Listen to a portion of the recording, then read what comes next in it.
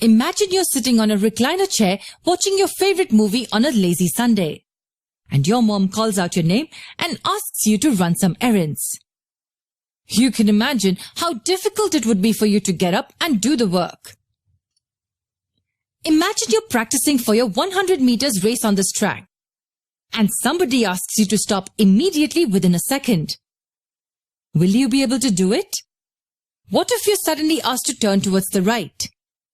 Will you be able to turn immediately? The answer to both the questions would be a no. You can stop, yes, but gradually. You can also turn, but not sharply. And guess what? It's the same story with every object.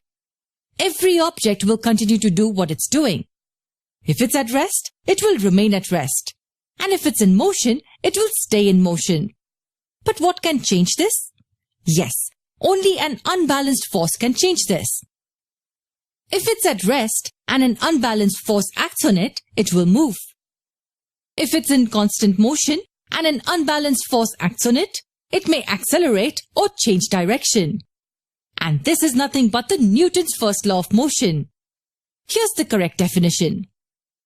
An object at rest stays at rest, and an object in motion stays in motion with the same speed and the same direction, unless acted upon by an unbalanced force. In simple words, it means that the objects continue to do what they're doing unless some external unbalanced force acts on them. We can also understand this using a simple diagram. If the forces are balanced, there can be two cases.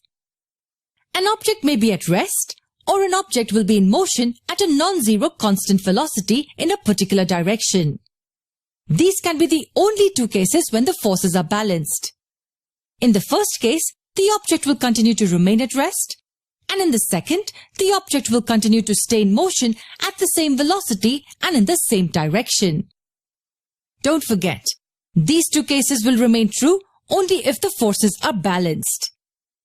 In the next video, we will look at a few applications of the first law of motion.